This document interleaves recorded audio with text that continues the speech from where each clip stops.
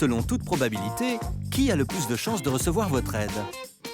Option A, une charmante jeune fille, ou option B, Karl, le gentil motard? On sait très bien que vous allez probablement choisir la jeune fille plutôt que Karl. Et on vous comprend, notre ami barbu est un peu effrayant. Faisons une autre tentative avec une légère modification.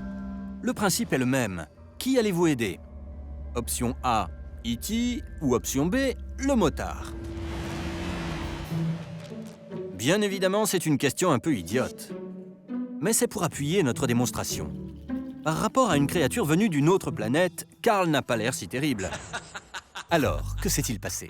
Il existe une formule mathématique selon laquelle la sélection de parentèle, c'est-à-dire le fait de privilégier ses congénères, est une forme d'évolution génétique.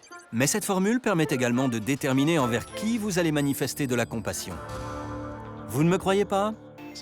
Les scientifiques savent depuis longtemps que l'être humain a tendance à aider les gens qui lui ressemblent.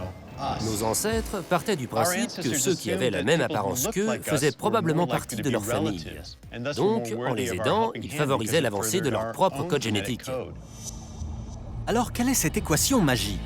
Le bénéfice multiplié par la relation de parenté est supérieur au coût. Le fait d'aider quelqu'un représente un bénéfice que vous multipliez par votre coefficient d'apparentement avec cette personne.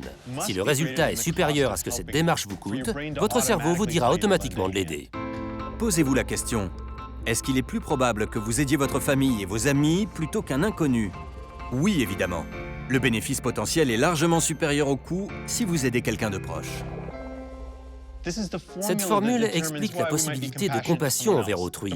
Plus une personne vous ressemble, plus il y a de chances pour que vous l'aidiez. Une toute petite équation qui explique autant de choses. C'est stupéfiant.